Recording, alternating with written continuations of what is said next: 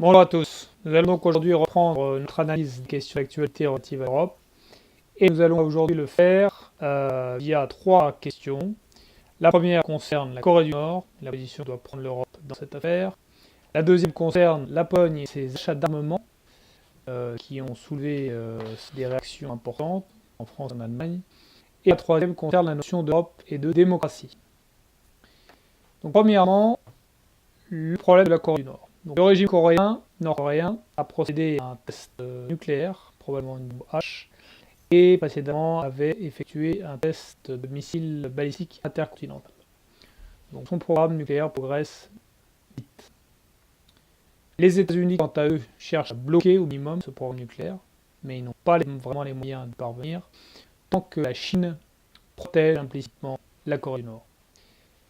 La Chine protège la Corée du Nord parce qu'elle ne souhaite pas voir la Corée réunie sous l'égide de la Corée du Sud, avec une forme de régime qui lui serait étrangère, une forme de régime qui n'est pas compatible avec la sienne, et parce que le programme nucléaire nord-coréen a aussi comme effet de renforcer le régime nord-coréen, ce qui, pour la Chine, est plutôt positif. Par contre, la Chine, je pense, ne souhaite pas voir les armes nucléaires proliférer en Asie de l'Est, donc elle a aussi intérêt à ce que le programme nucléaire nord-coréen ne se développe pas et ne prolifère pas en Asie. Donc deux positions entre les États-Unis qui soutiennent la Corée du Nord et qui cherchent à arrêter le programme nucléaire, et la Chine qui soutient la Corée, les États-Unis donc soutiennent la Corée du Sud et veulent arrêter le programme nucléaire nord-coréen. La Chine, elle, soutient la Corée du Nord, ne fait rien de décisif pour arrêter le programme nucléaire nord-coréen. Donc deux positions qui sont relativement incompatibles.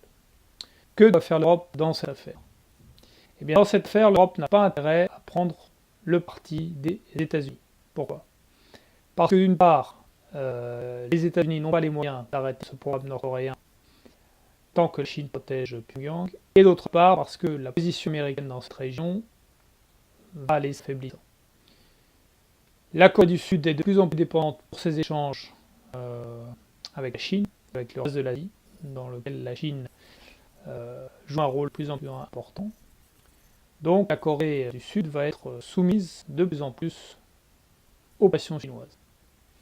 D'autre part, les États-Unis, quant à eux, n'ont pas un intérêt décisif à rester présents dans la région, et leur retrait pourrait s'accélérer. Il a commencé en matière économique, donc le traité transpacifique a été annulé par l'administration Trump.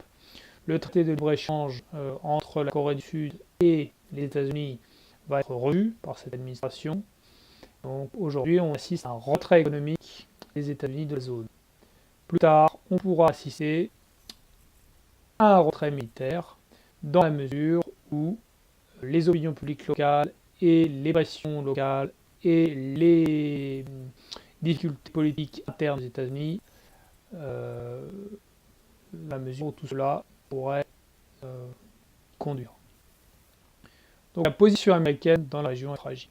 Donc, dans ces conditions, l'intérêt de l'Europe, ce n'est pas de prendre le parti de la position américaine, qui n'a pas beaucoup de chances d'aboutir, mais de garder une position équilibrée entre la Chine et les États-Unis dans cette affaire.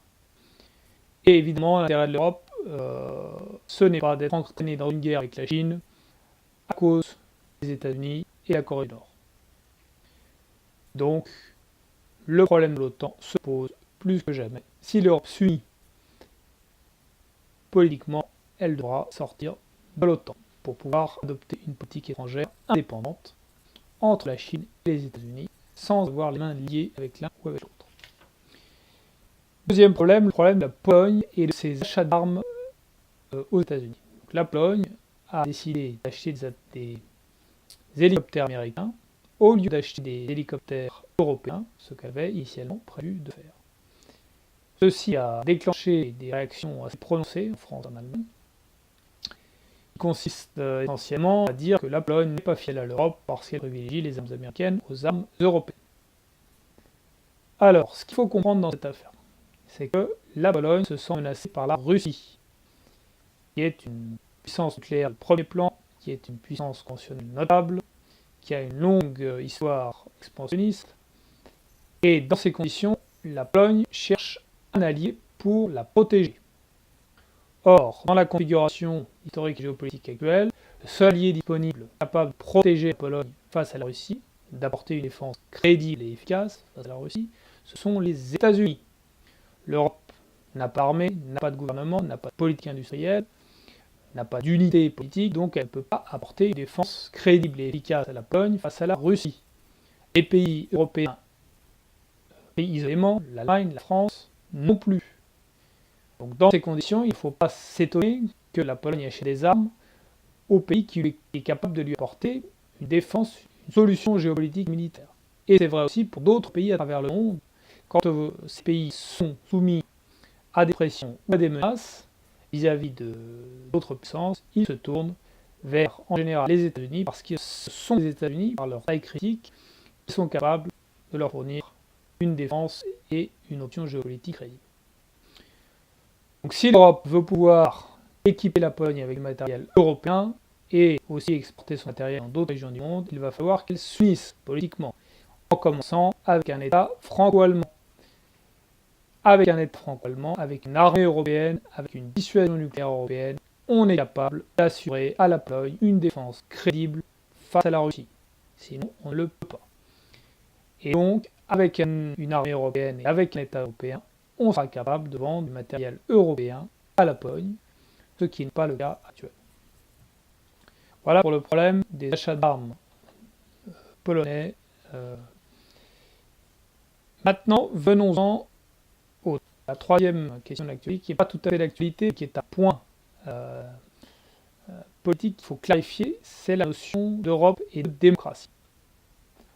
Alors il faut rappeler que cette notion, elle a surtout pris son essor depuis une vingtaine d'années, parce qu'à l'époque du traité de Rome, on parlait seulement de rapprochement graduel et continuel entre les peuples européens, pour justifier, pour caractériser la construction européenne. Ce n'est que plus tard, dans le traité ultérieur, qu'on a rajouté les principes démocratiques comme étant des principes européens.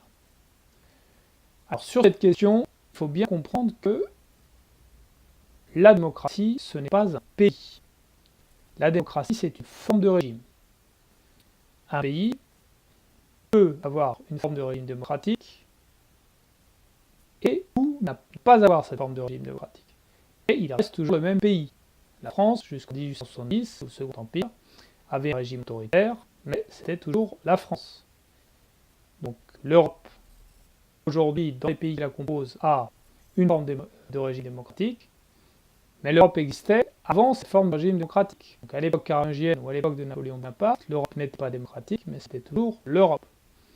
Donc il ne faut pas confondre un pays avec sa forme de régime. Il se trouve qu'aujourd'hui, les pays européens ont, pour la plupart, une forme de régime démocratique.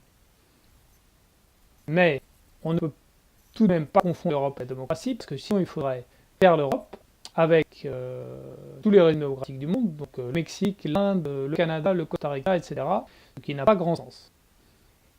Et en plus, il faudrait aussi, si l'Europe est égale à la démocratie, on aurait depuis longtemps exclu la Pologne et la Hongrie, qui malgré les apparences démocratiques, sont en fait des régimes autoritaires par l'influence que leurs gouvernements ont sur la justice et les médias notamment. On voit bien qu'on ne peut pas confondre l'Europe et la démocratie. Ce sont deux choses différentes. Et le problème, c'est que quand on les confond, on n'arrive plus à comprendre, à dessiner l'avenir de l'Europe. Parce qu'on oublie le territoire européen, on oublie l'histoire européenne, on oublie de voir que l'Europe a les intérêts de grands pays, d'une puissance qui doit défendre ses intérêts par rapport aux autres puissances, pour se cantonner dans une analyse purement institutionnelle qui n'arrive pas à capter les problèmes essentiels. Donc, il faut bien séparer l'Europe de la démocratie. L'Europe aujourd'hui, dans la plupart de ces pays, a une forme de régime démocratique pour organiser politiquement. Demain, si elle crée un gouvernement, si elle s'unit politiquement, son gouvernement devra avoir une forme démocratique. Mais l'Europe, ce n'est pas la démocratie. Ce sont deux notions différentes. Voilà pour les commentaires de cette semaine. Merci de votre attention.